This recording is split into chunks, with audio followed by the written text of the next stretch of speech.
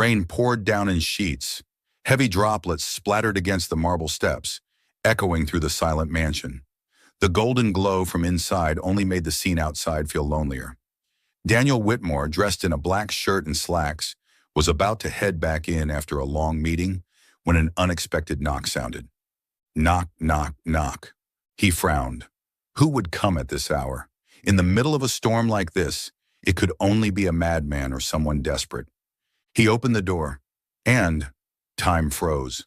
Standing before him was a woman soaked to the bone, hair disheveled, wearing a patched, worn-out shirt. Her face was gaunt, smeared with rain and street dust. Her hand gripped that of a boy around 6 years old, thin, eyes sharp with a wariness far beyond his age. But it was her eyes that stole Daniel's breath. Sasha. He took a step back. It couldn't be. Not her. She lifted her face. Her lips trembled, her voice hoarse, yet still laced with a hint of pride. "Can I clean your house? For a bit of food?" Daniel stood frozen. His chest tightened painfully, not because of what she said, but because the one saying it was the woman he had once loved so deeply he lost all sense of direction when she vanished without a word 7 years ago. He spoke, barely recognizing his own voice. "Sasha?" She gave a faint nod, eyes lowered to the ground. The boy beside her clung tightly to her shirt, saying nothing. Daniel looked into those eyes, the same ones that had once lit his path when he had nothing. And now, exhausted, but still holding that same familiar fire. His throat tightened. Rain continued to pour behind her. And in that moment, between a successful man and a woman who had disappeared like a ghost, nothing else mattered, except the truth waiting to be spoken. Daniel stood frozen on the threshold. Rain pounded outside, but all his senses zeroed in on the tired, worn face in front of him. Sasha, no longer the radiant woman full of energy he once knew. What stood before him was a shadow of the past weathered brutally by time and hardship. The boy beside her clutched her shirt, wide brown eyes locked on Daniel with caution. Sasha spoke first, her voice hoarse like the wind, and rain had scraped her throat raw. "I didn't know this was your house, but I didn't come because of you. I came for him."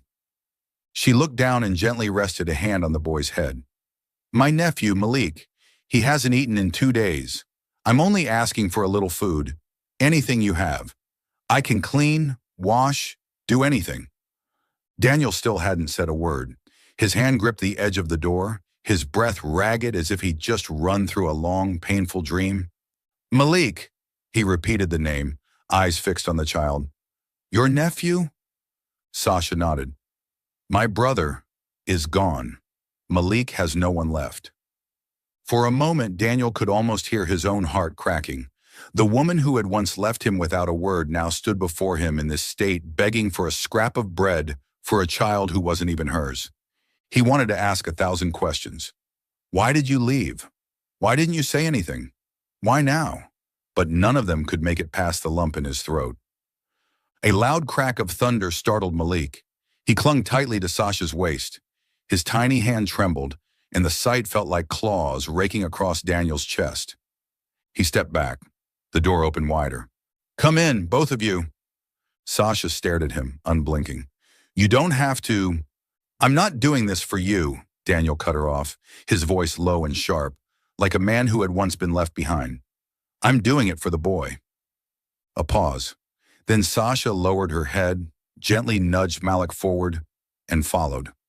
As the two soaked figures stepped over the threshold, Daniel felt like he was opening a door not just made of wood, but of all the memories he tried to lock away.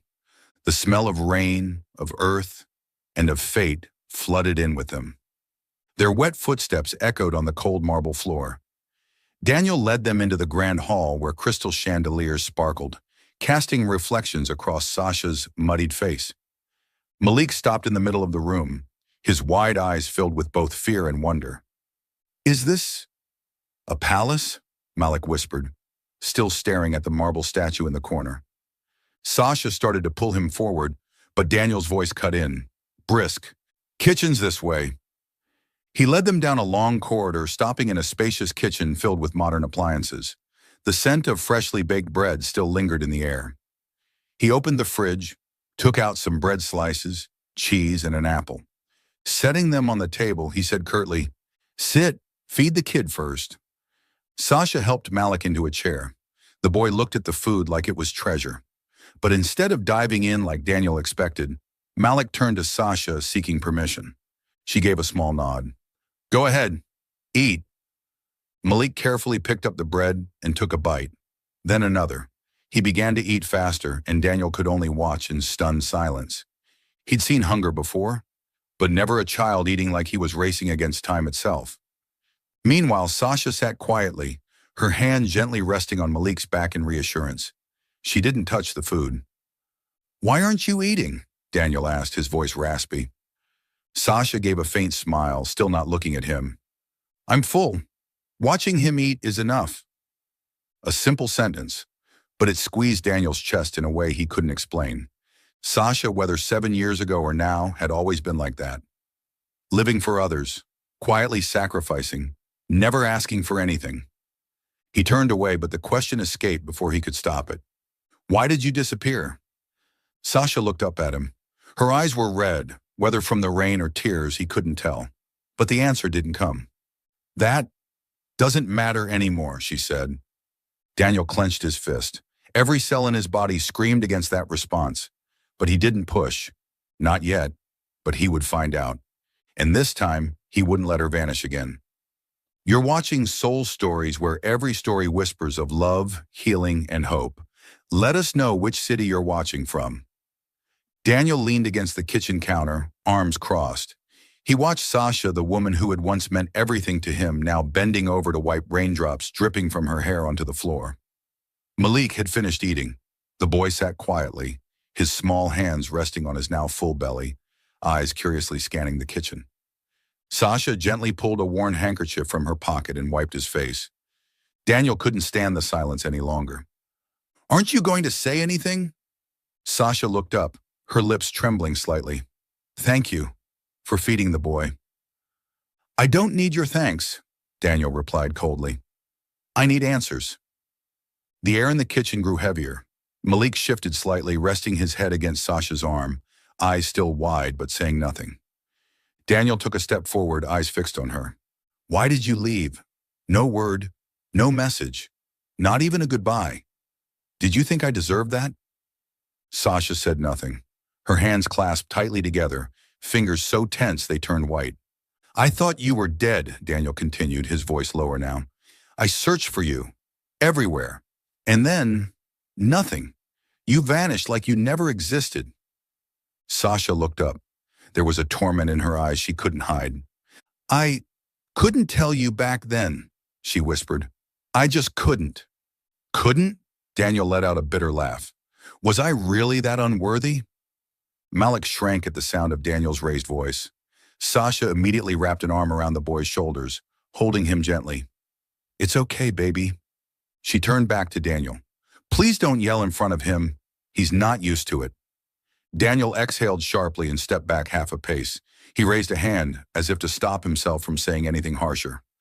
Another long pause. Sasha inhaled deeply, eyes cast to the floor. "I didn't leave because of you, or even because of me. At that time, everything was out of control." Daniel frowned. "What do you mean?" Sasha looked at him again, and this time her gaze didn't flinch. "If I tell you, you won't believe me, and maybe you won't forgive me." "Try," Daniel said quietly, "because right now, you have nothing left to lose." Sasha froze. His words weren't sharp, but they cut deep. Malik tugged at her shirt. "Mommy, I'm sleepy." Daniel was slightly taken aback when Malik called her Mommy. She didn't correct him, only nodded. "Can he sleep on the sofa?" Daniel motioned toward the living room. "There's a blanket there. The sofa's warm enough." Sasha led Malik to the next room. The boy curled up on the couch, eyes already heavy. She tucked him in, placed a gentle kiss on his forehead, and returned to the kitchen. Daniel was still standing there. His gaze had softened, but he didn't look away from her. "He's not yours if that's what you're thinking," she said as she stepped back in. "He's my brother's son."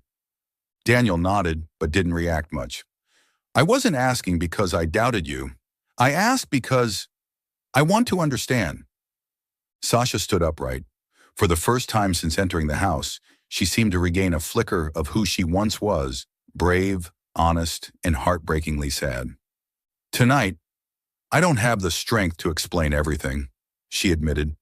But if you want, in the morning, when he wakes up, I'll tell you. Daniel looked at her for a long moment. Then he gave a small nod. Guest room's to the left of the stairs. It has a private bathroom. You and the boy can stay there tonight. She looked surprised. You're letting us stay? I'm not leaving you out there, Daniel said, his voice steady. Not when you were once everything. She opened her mouth to respond but closed it again, then nodded faintly. As Sasha turned and walked out of the kitchen, Daniel watched her go. His eyes held 1,000 questions still unanswered. But at least tonight, he knew one thing. She was still alive, and she still made his heart ache. The morning sunlight filtered through the curtains, casting its first golden rays across the stillness of the Whitmore mansion. Daniel sat in his study, but his mind wasn't focused on any of the documents laid out before him. He hadn't slept all night. The image of Sasha, soaked to the bone, holding a thin little boy and begging for a scrap of bread, kept replaying in his mind. A soft knock broke the silence. Sasha stepped in, her hair now dry, wearing the simple sweater he had set out for her the night before. She looked tired but seemed calmer. Malik was still asleep in the living room. Daniel gestured to the chair across from him. You said you'd tell me. I'm holding you to that. Sasha nodded. She sat down, her hands clasped tightly in her lap, her eyes lowered to the floor. It all started about a year after you and I... No, after I disappeared. Daniel didn't interrupt. He knew if he did, she might never continue. My brother Marcus had gotten involved with a loan shark group. Big money. I didn't know until they came to the house. They wanted the money, and they knew I was your girlfriend. Daniel gripped the armrest of his chair. Sasha looked up at him, guilt flooding her eyes. They forced Marcus to use me to get to you, to get money from you. They wanted to use me as leverage to extort you. Marcus agreed, but I didn't. And what happened? Daniel asked, his voice low. I didn't want you to get caught up in it, so I left. The room went silent. Daniel could hear his own heartbeat. He remembered that time odd signs, the feeling of being followed, but it had all vanished suddenly. He'd thought he was imagining things. I was scared. I had no one to turn to. I thought if I disappeared, they couldn't use me to reach you. So I cut off all contact. I vanished completely. Daniel leaned back in his chair, eyes closed. It felt like a heavy stone had settled on his chest. You should have told me. If you had known, you would have tried to help.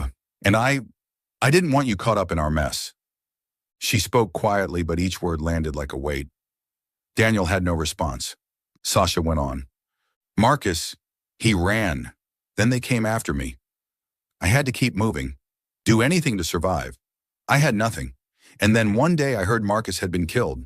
They found his body in a warehouse. No one claimed it, but there was one thing he left behind. Daniel exhaled. Malik. Sasha nodded. Tears rolled down her cheeks, but she didn't wipe them away. I found Malik in a filthy motel room, alone, dirty, starving, terrified. I couldn't leave him, even without money, without a home, without a future. I had to keep him with me. Daniel stood and walked to the window, looking out at the garden. After a long pause, he asked, Why come back yesterday? Sasha was quiet for a moment, then replied, Because Malik was hungry and I had hit rock bottom. I couldn't hold a steady job anywhere. I had to keep hiding, running from them. Marcus still owed them money. They're still looking for me. And Malik. But I didn't know this was your house. I swear, I was just passing by. It looks so big. I thought maybe they'd have a few scraps of food to spare. Daniel turned to face her, eyes steady. What would you have done if I hadn't opened the door? Stolen, she admitted, for the first time in my life. I'd thought about climbing the fence, going through trash cans, anything. That answer hurt Daniel more than any blame he'd cast in the last 7 years. He slowly walked back to the desk and sat down across from her. You don't have to run anymore. Sasha looked surprised. What do you mean? I have enough power to find the people who hurt you and Marcus. You saved me from walking into a trap. Now it's my turn. Sasha shook her head. No need. I just want Malik to be safe.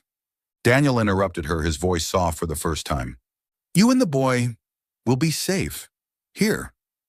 They looked at each other, not as ex-lovers, but as two weary souls searching for meaning after years of hardship.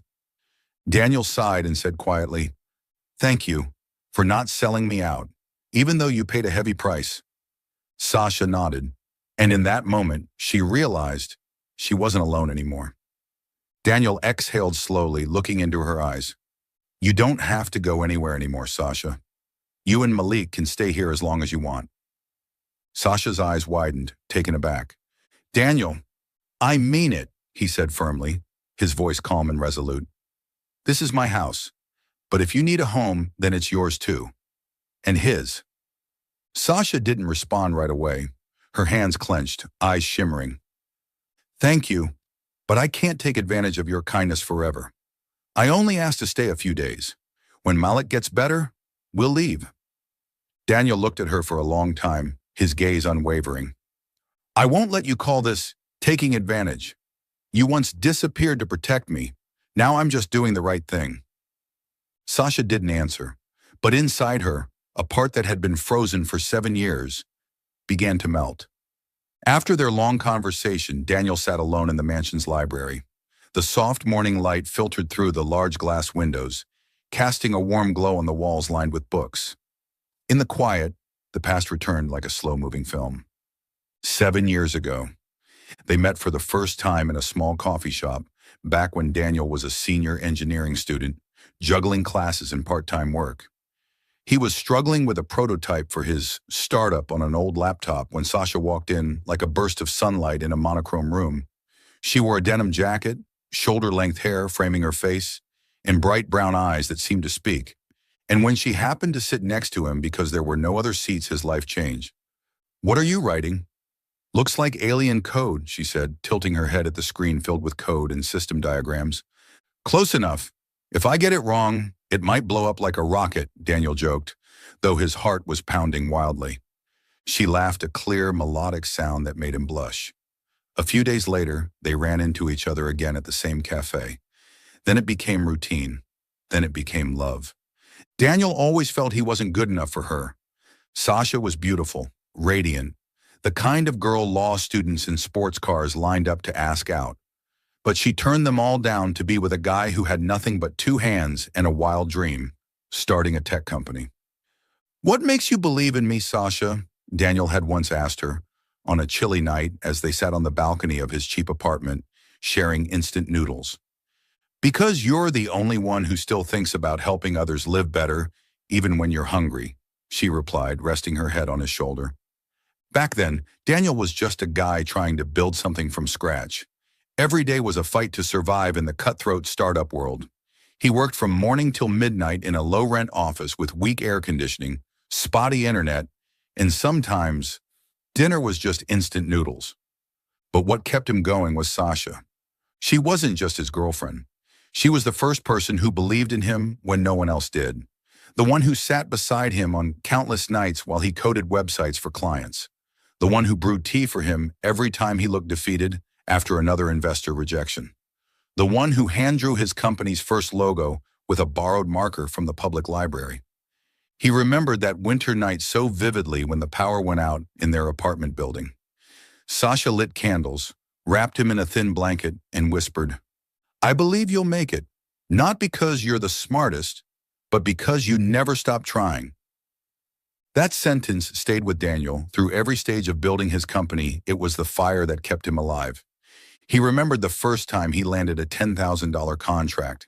Sasha jumped up like a child, hugged him, and screamed, We're getting real pizza tonight, not frozen.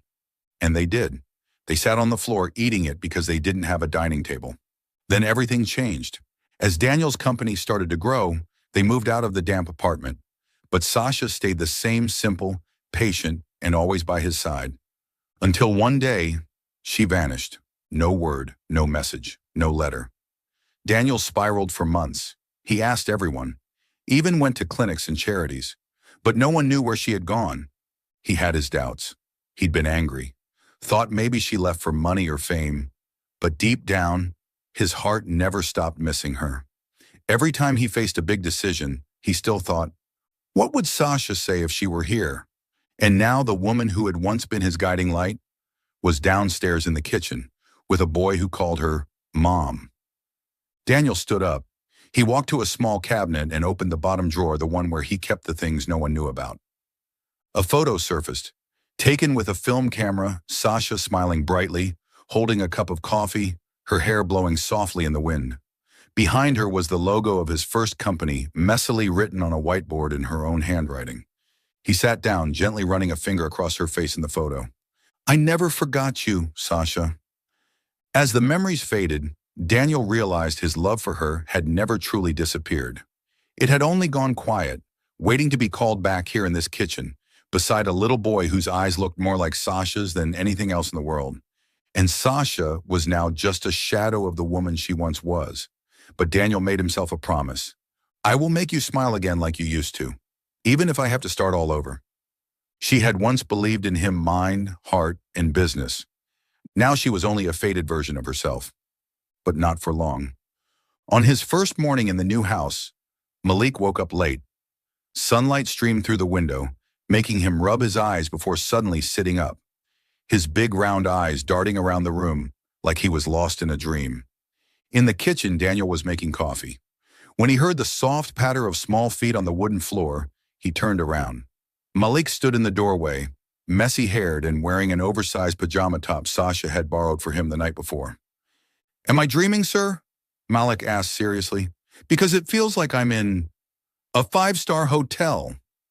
Daniel chuckled. Not a hotel. This is my house. But if you need a slice of toast shaped like a star, I can make one. Malik's eyes lit up.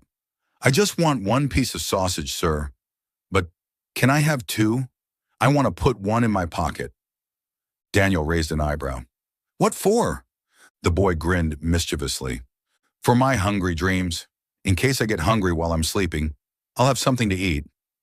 Sasha walked in just in time to hear that. She paused mid-step, caught between amusement and heartbreak. Daniel glanced at her, then back at Malik, and for a moment, he felt something in his chest soften. That afternoon, Daniel decided to let Malik try a bubble bath, something the boy probably had never experienced before. Sasha gave strict instructions. Just a little shampoo. Don't turn the hot water on too high. Malik nodded obediently, but 5 minutes later a loud yell came from the bathroom. Mom, I'm flying in the clouds! Sasha and Daniel rushed over. What they saw stopped them in their tracks.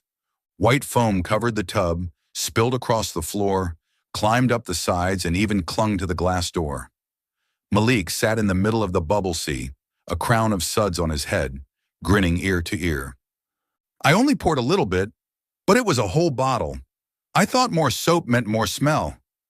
Sasha covered her face, blushing. I'm so sorry. I'll clean it all up.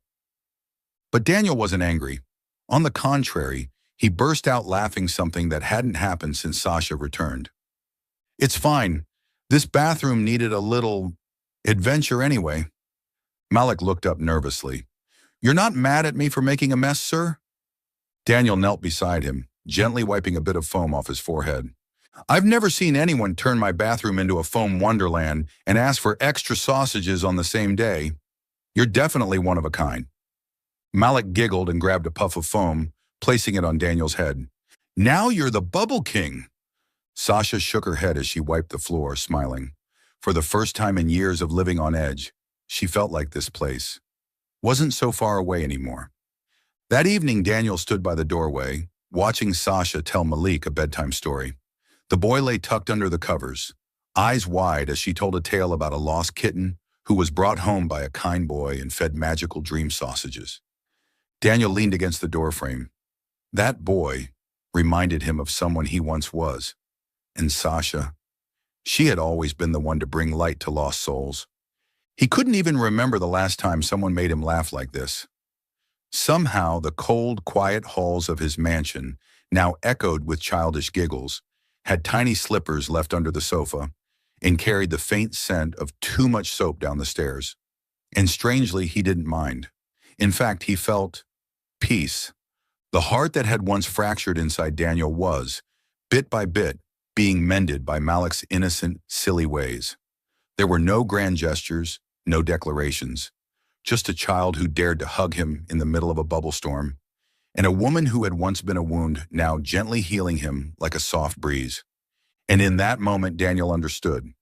This wasn't just sympathy. This was a beginning of something that looked very much like a family. Still following the story? If this story found you outside of Soul Stories, we invite you home to where every touching tale begins with truth, hope, and heart. After a quiet but haunting dinner, Sasha and Malik returned to the guest room on the left side of the staircase. The room was warm, the sheets clean, but it still felt foreign to those who had lived in fear for too long. Night fell. Outside the window, the city slumbered beneath the soft glow of streetlights. Inside the vast mansion, everything sank into an eerie stillness. Daniel lay in bed, eyes wide open, his mind spinning with 1,000 questions. He didn't know how long it took before he finally drifted off, only to jolt awake at the faint sound of something, like someone quietly crying. He got up and stepped out of his room, not turning on the light, letting the darkness lead him. The sobs were faint, but sharp enough to pierce the silence of the night. He stopped outside the guest room door. He pushed it open slightly. Sasha lay on the bed, her back facing the door. Malik slept soundly beside her, still clutching the hem of her shirt. But Sasha wasn't asleep. She was curled under the blanket, shoulders trembling. The sobs were stifled as if she were fighting her pain with all she had. Tears streamed quietly down her face. Daniel stepped inside as silently as he could. He gently pulled the blanket up to cover her shoulders where it had slipped down. Just then, Sasha shifted slightly in her sleep, her lips murmuring, Don't let them hurt you." Daniel froze. The words, mumbled but unmistakably full of pain, stabbed him in the chest. Even in her dreams, she was still thinking of him, still afraid for him, after everything she had endured. He leaned down and whispered, though even he wasn't sure if it was for her or for himself, "I'm here. They can't touch you anymore." And then for the first time in 7 years, Daniel pressed a soft kiss to Sasha's forehead, just as she used to do for him when he felt like the world was falling apart. He left the room without a sound. Leaning against the hallway wall, Daniel let out a long breath. A part of him had just melted, and another part had awakened. Because for the first time, he felt his heart crack open, and what poured out wasn't pain. It was love. Love that had never truly died. Daniel woke early the next morning, but not for work. He'd spent the whole night restless after leaving the guest room, haunted by the sound of Sasha whispering in her sleep, pleading for him to be safe. That one line hit him like a slap to the soul, a deep cut to the pride of a man who had once believed he'd been betrayed. Now he understood. She had never betrayed him. She had chosen suffering so he could survive, and now it was his turn to protect the one who once protected him. In his study, Daniel opened his laptop, fingers moving swiftly through his contacts. He called Mason, his private security consultant and a former special ops soldier. "I need you to investigate a loan shark ring that operated in the suburbs about 7 years ago, especially the name Red Claw and the death of a man named Marcus Gray." "Got it. Do you want surveillance posted around the house?" Mason asked. Daniel paused, his eyes sharpening like cold steel. "Yes, I want to know the second anyone even thinks of coming near her or the boy." "Her?" Mason chuckled. "Didn't think I'd ever hear that word come out of your mouth." "She's family," Daniel replied flatly. No room for hesitation. Sasha had no idea about the phone call. That morning, she woke up earlier than Malik and quietly began preparing breakfast, a routine that once felt so familiar to her, before everything fell apart. Daniel entered the kitchen, still in a dark sweater and soft lounge pants.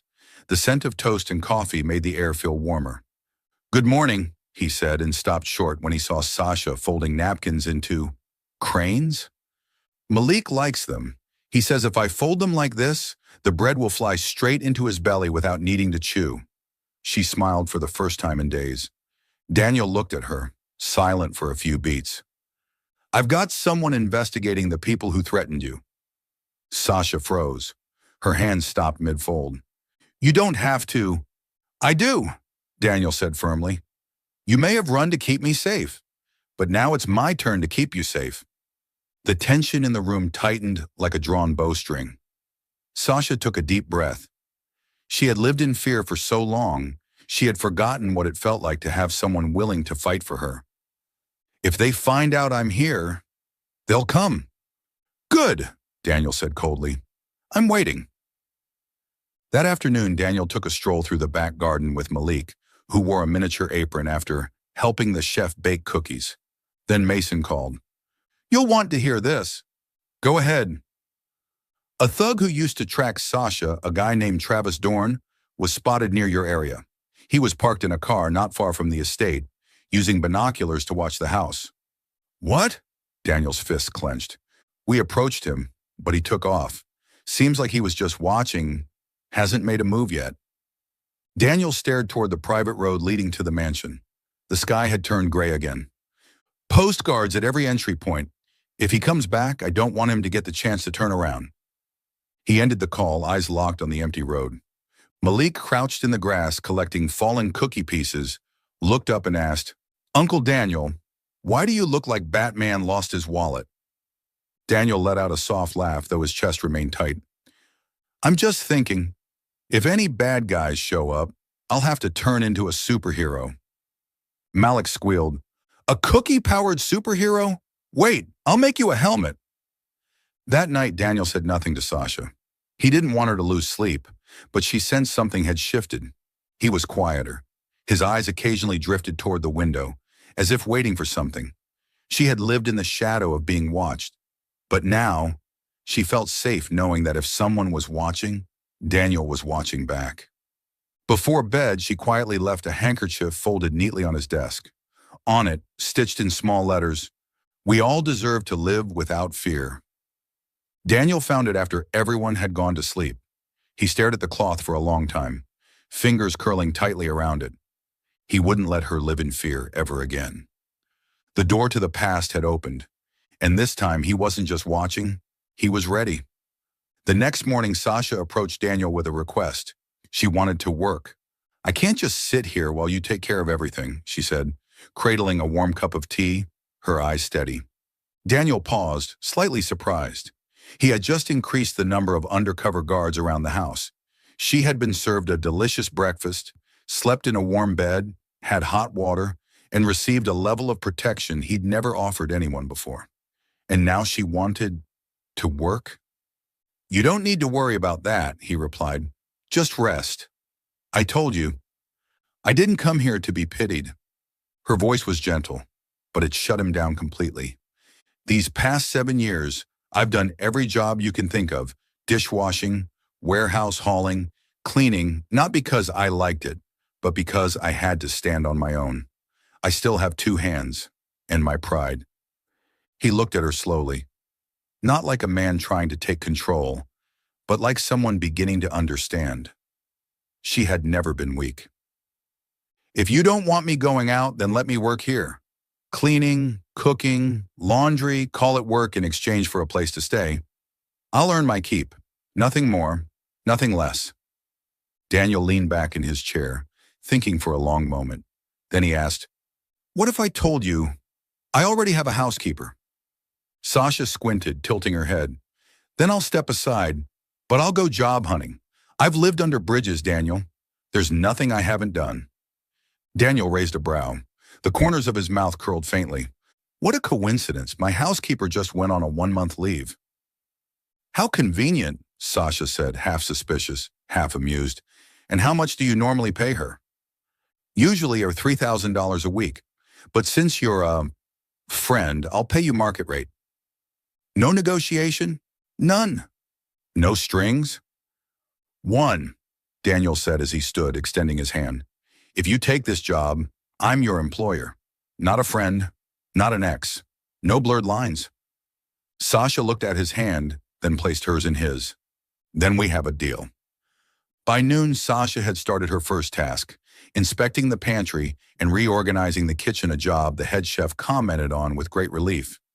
You're the first person since 2016 who knows the difference between a teaspoon and a dessert spoon. Daniel happened to pass by and saw her standing on a chair, reaching for the tallest spice shelf. He nearly shouted when he saw her stretch for a massive jar of salt. "Careful!" he called, rushing in on instinct. Sasha glanced over her shoulder, frowning. "I've got 4 strong fingers and a highly flexible thumb. No rescue team needed." Daniel blinked. "Do you always talk like this while working?" "Number only when my former boss is lurking around like he's casting the next James Bond." Daniel chuckled, hiding his laugh behind a sleeve. "I'm just evaluating productivity." "Then make sure your report says, staff climbs chairs like a pro, 0 jars dropped." Malik, meanwhile, took his role as junior supervisor very seriously. He followed Sasha around the house, making notes with a pencil borrowed from the kitchen. Every time she folded a blanket, he'd write, "Folded nicely, Mom deserves 3 sausages." "Didn't drop a single glass today, 2 air kisses awarded." Daniel saw this and shook his head with a smile, but still asked, "Are you planning a sausage-based payroll system?" Malik nodded solemnly. "Yes, because good workers never go hungry." Sasha nearly choked on her laughter. Daniel looked at the boy, eyes softening. At the end of the day, Sasha sat on the porch, hands wrapped around a warm cup of tea, her hair catching the breeze of the late afternoon. Daniel stepped outside and leaned against a column. "How was your first day on the job?" "The employee feels oddly happy." "Oh, because she's getting paid fairly for doing something she's good at. No running, no suspicion, no just surviving."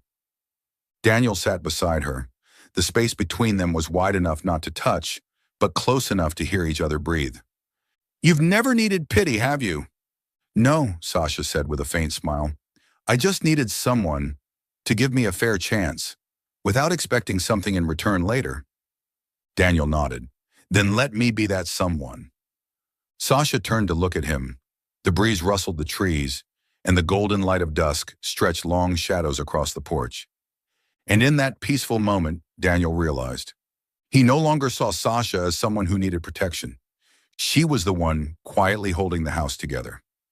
The kitchen that night felt warmer than usual. Soft golden light spilled over the oak dining table, reflecting off the spotless ceramic plates and neatly aligned glasses, each one placed with the precision of a blueprint. Sasha wore a cream-colored apron, Malik's gift from that morning, where he had written her name on it with ketchup and declared, "Mom's an official chef now." Malik sat at the center of the table, legs swinging beneath the chair, spinning a silver spoon like a tiny orchestra conductor.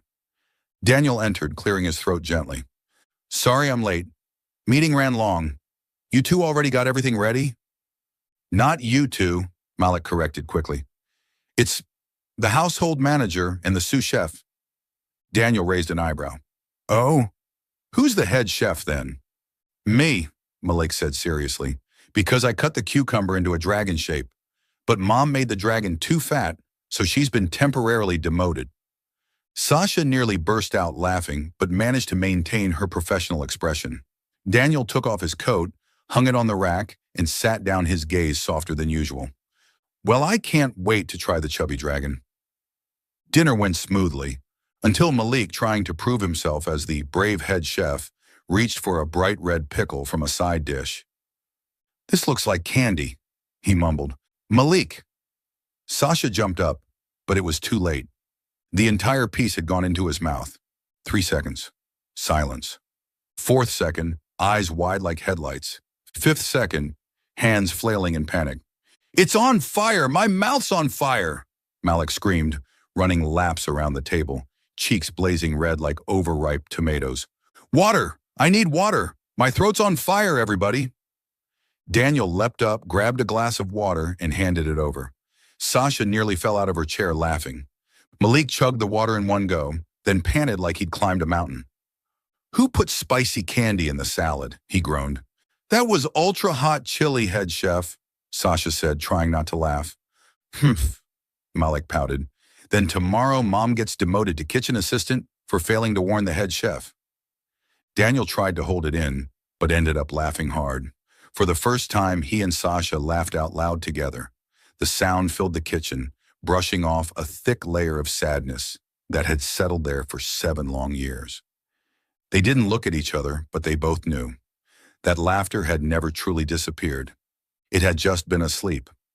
After dinner, Malik curled up on the sofa, belly full, lips still tingling.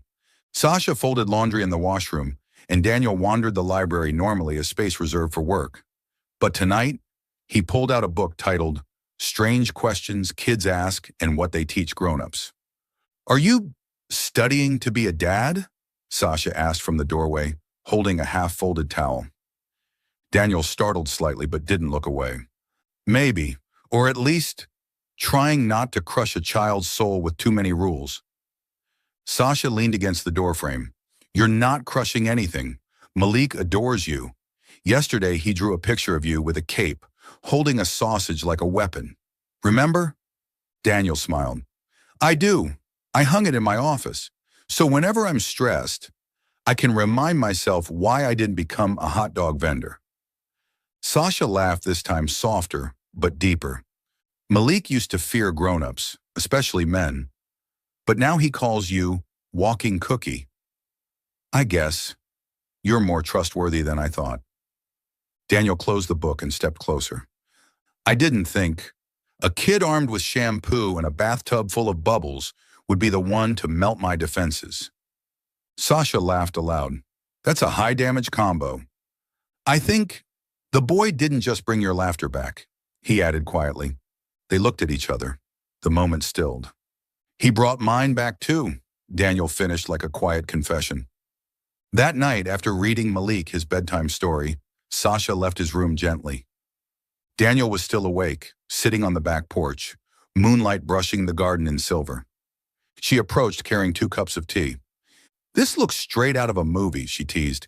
"If it were, this is the part where the romantic music plays," Daniel replied, still gazing at the stars. "Or the part where both people get awkward because they don't know what to say next." They both laughed. A breeze drifted through. A new rhythm of life was beginning to take shape, not rushed, not forced. Just 3 people, 1 roof, and things once thought lost, slowly returning. Daniel lifted his hand as if to catch something in the air, then let it fall gently. "Sasha, I still don't know where we go from here, but I know one thing. I don't want to go back to the place I was where you weren't." She didn't reply. She simply tilted her head and rested it lightly on his shoulder, a quiet acceptance. And in that moment, the first shared laughter in 7 years didn't just echo. It planted a seed of something extraordinary. Hope. The knock on Daniel's office door came at exactly 9 a.m. Mason stepped in, holding a thick folder, his expression grim. Daniel sat in his swivel chair, eyes fixed on the security footage playing across his screen. A clear image of a gray car parked 100 meters from the estate. The man inside wore a baseball cap pulled low, but there was no hiding the distinct posture Sasha had once described. Travis Dorn, the notorious thug who had been hired to stalk and threaten Marcus Gray's family. Mason placed the folder on the desk, voice firm. "We confirmed it. He's still in contact with remaining members of Red Claw. The group's not as strong as it used to be, but it's still operating underground in the southern districts. And more importantly," he flipped to the final page and handed Daniel a photo of a message sent to Travis from an anonymous source. "Gray's dead, but the girl and the kid are still alive. I want the debt paid with something more valuable than money." Daniel's grip on the paper tightened, crumpling the edges. The anger didn't flare up. It simmered, cold and steady, like steel in a furnace. "Did the police accept the report?" he asked. They did. With this evidence and Sasha's testimony, they reopened Marcus's case. And Mason allowed a small smile. "I just got the call. Travis was arrested 30 minutes ago. He was trying to leave the state." Daniel stood, buttoning his vest. His eyes still burned bright, but his voice remained calm. "Good. Give everything to the lawyer, and double the perimeter security around the house. I don't want a single one of them slipping through." "Yes, sir." When Sasha entered the living room, she found Daniel standing by the window. Midday light poured through the glass, casting a soft glow down his spine like tempered steel, gleaming and ready to cut down whatever threat still lingered. She stepped closer. "Is something wrong?" she asked, a flicker of worry in her voice. Daniel turned to face her, holding a folder. He handed it to her. "Travis has been arrested." Sasha froze. What?" Daniel nodded. "This morning, police have the evidence and your statement helped validate the old file. Mason's been tracking him for 3 days. And now, it's over." Sasha opened the folder slowly. Inside was a concise case summary, surveillance photos, printed emails, text logs, everything arranged with clinical precision, as if someone had carefully prepared every step to end a nightmare. When did you start all this?" "The moment you told me you used to live on the run." "But you didn't have to."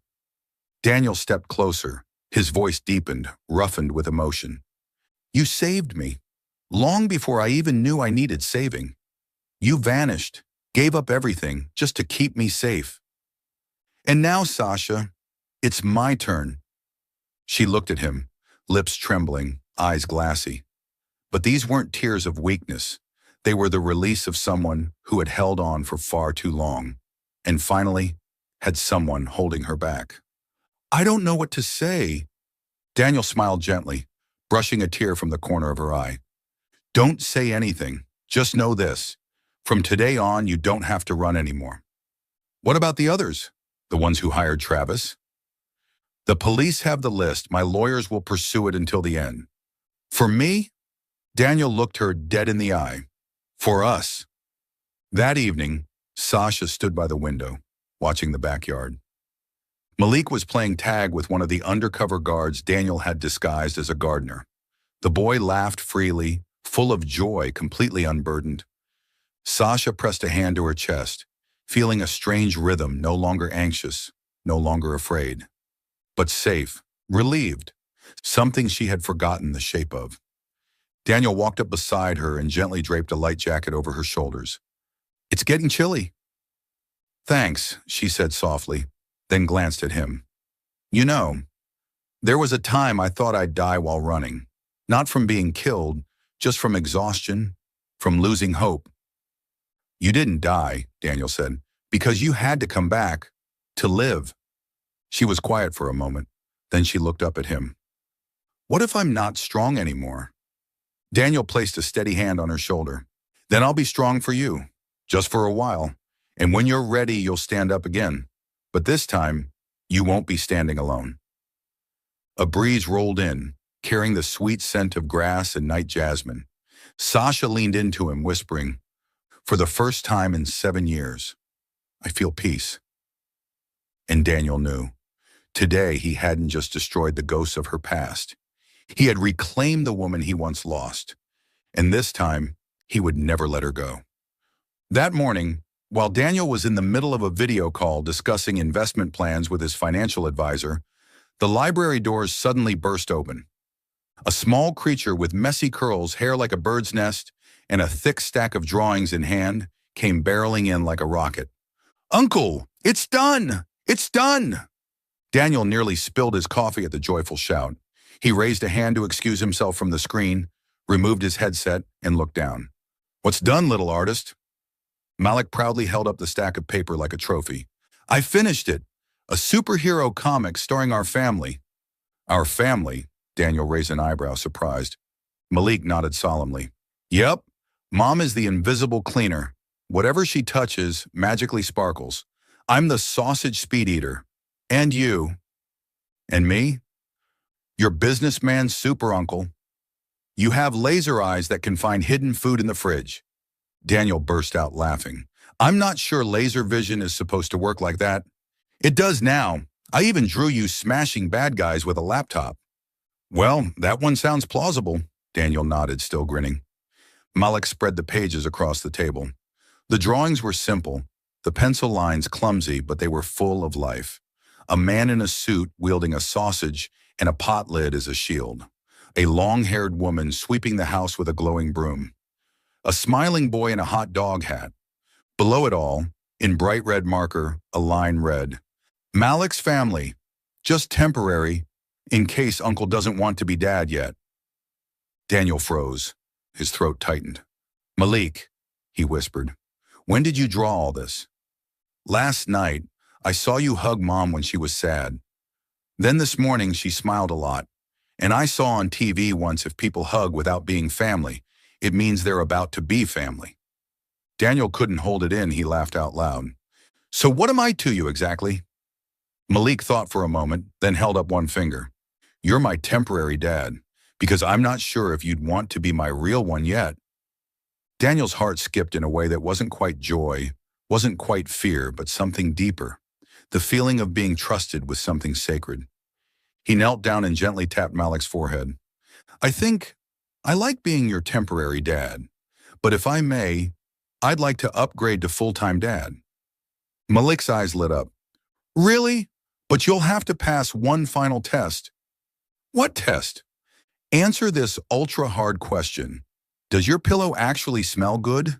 Because Mom slept in your room last night. Daniel choked.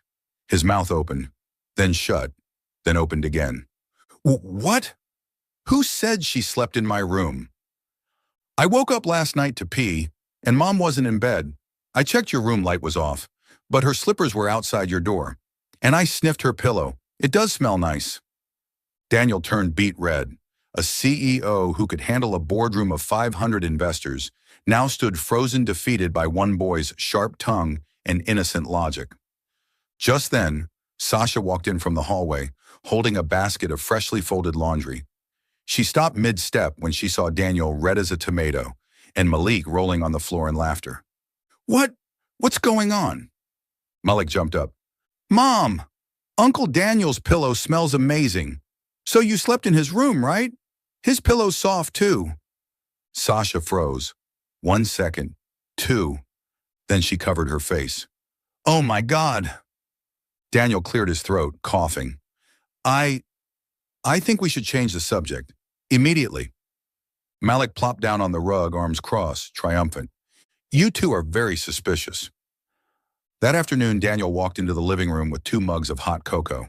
Malik had fallen asleep on the sofa after training the security guard on how to play cops and robbers. Sasha tucked the blanket around him and accepted the mug from Daniel. You really don't mind, she asked. About the pillow thing? Daniel raised an eyebrow. Sasha laughed. About him seeing you as his dad. I don't want to pressure you into that role. Daniel shook his head, voice soft, nearly a whisper. I'm not pressured. I'm chosen. And I choose Malik. Just like I choose you. She paused, then said quietly, Then I guess we're not temporary anymore. Daniel smiled. The room glowed in the warm amber of sunset as they looked at each other. No more words were needed. Because from that moment on, our little family wasn't just a child's playful sketch. It was reality, drawn in love. That evening's dinner was as calm as the rhythm their little family of 3 was beginning to settle into. By the time Malik reached the last bite of bread, his head was already nodding, fork still clutched in his hand. Daniel smiled and lifted the boy into his arms, an action that had quietly become second nature. Every time he's full, it's like someone hits the off switch, Daniel murmured, tucking the blanket around Malik after laying him in bed. Sasha stood in the doorway, watching them with a gentle gaze. She still wasn't used to seeing Daniel, the once cold, calculated CEO, buttoning a child's pajamas, with the kind of care usually reserved for the world's most fragile treasures. Later, when all the lights in the house were off except for the soft hallway glow, Sasha stepped out onto the second-floor balcony. The March night breeze was crisp, laced with the scent of jasmine wafting from the back garden. She wrapped a wool scarf around her shoulders, eyes drifting dreamily toward the distant city skyline, where office towers glimmered like sleepless stars. The door creaked open softly behind her. Daniel stepped out, carrying 2 mugs of hot cocoa, now a nightly tradition that had quietly replaced wine. It was a small change, but one that felt unexpectedly comforting. Remember the first time we had cocoa together? He asked, handing her a mug. Sasha chuckled. Right after you got rejected from your first investor pitch and nearly smashed your laptop. You told me I could only smash it if I promised to buy a new one, using profits from a successful company. And you said, then I guess I'd better succeed first. They both laughed softly as if sharing a private joke with their younger selves. Reckless, hopeful, beautiful in a way neither regretted. After a moment, Daniel spoke, voice low but no longer guarded. I used to think that if you ever came back, I'd demand answers, that I'd want an apology, an explanation, maybe even unload all the anger I'd buried. But in the end, I didn't do any of that. Because you knew I didn't do anything wrong, Sasha answered gently. Daniel nodded, eyes still fixed on the night beyond the railing. I was angry, yes, angry at being left behind. But more than that, I was angry at myself for not realizing sooner that you left, to keep me alive. Sasha tightened her grip on the mug. I never wanted to leave you. If I could go back, I'd still love you, Daniel cut in, even if you disappeared 100 times, even if it took another 7 years. She turned to look at him. They stood just a half arm's length apart, but that distance faded as their eyes met unguarded now, no longer haunted by wounds or fear. Only longing remained quiet, deep, and undeniable. Daniel reached out and brushed her cheek, a soft, barely there touch but enough to make her heart tremble. I missed you, he whispered. Everything. Your laugh, the way you frown when you're tired, the scent of your hair whenever I pretended to sleep just so you wouldn't get up. Sasha smiled, tears spilling down her cheeks. I missed you too. Even when I tried to forget, I remembered every word you ever said, every kiss, every night we shared cheap noodles and dreamt of a future like we already owned it. Daniel leaned in. The kiss didn't rush. It arrived like something that had been waiting for permission to live again. A gentle press of lips, then slower, deeper. Not possession, but understanding. Loving with a heart once broken and now choosing to heal. Her arms wrapped around his neck. His hands settled at her back.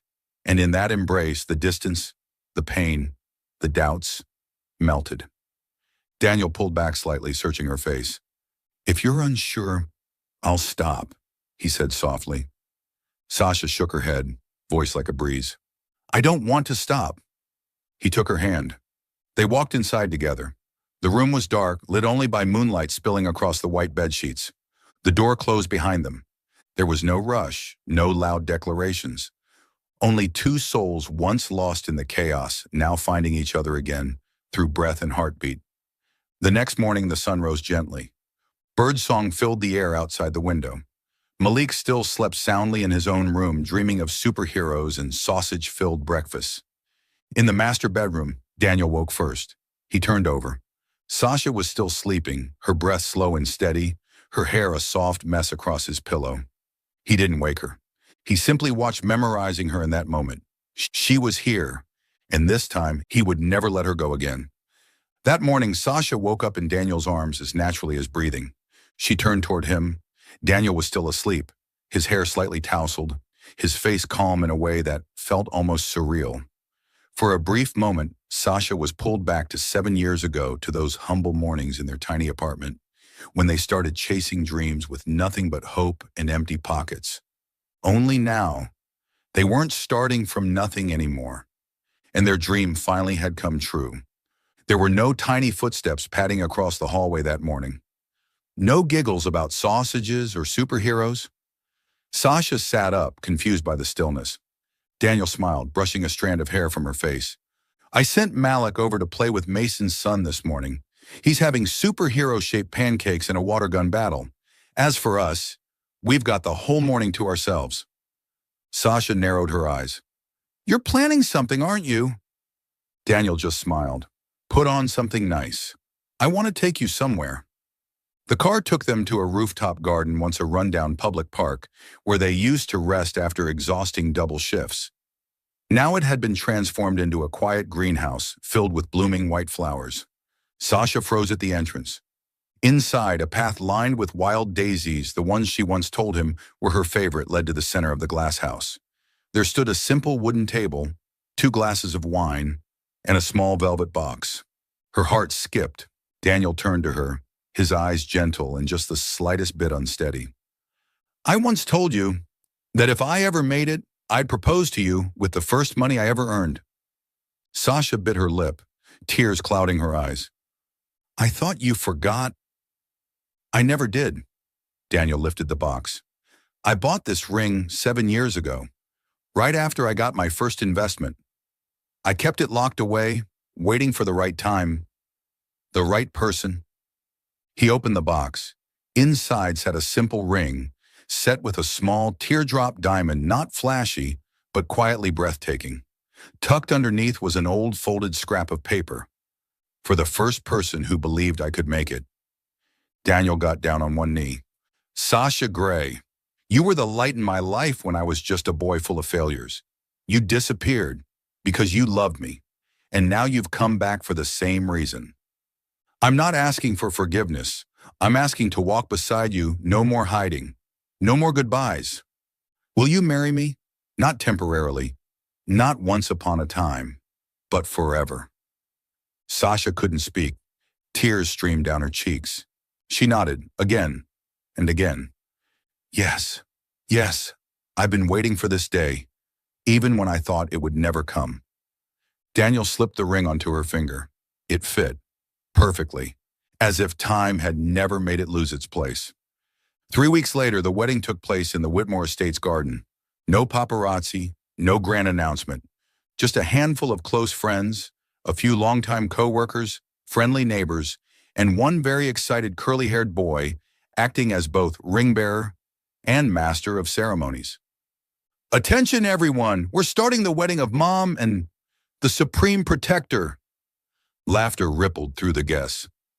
Sasha walked down the aisle in a soft white dress, hair swept up simply, her face glowing like morning light. Daniel wore a pale gray suit and a tie hand-picked by Malik Yellow, because it looks like the light superheroes arrive in. When the officiant asked, "Who gives this bride away?" Malik waved. "I do, but please return her by bedtime." More laughter, then vows, then rings, then a kiss that quieted the entire garden.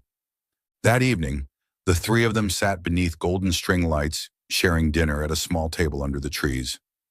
Malik had fallen asleep on the bench, his head in Sasha's lap, mumbling something about cake and capes. Daniel took Sasha's hand and gently slid the old ring, once a promise, now a new beginning, onto her finger once more. "We didn't take the easy road," he said softly. "And still," Sasha replied, "I chose you, like I did on day one, like I do today."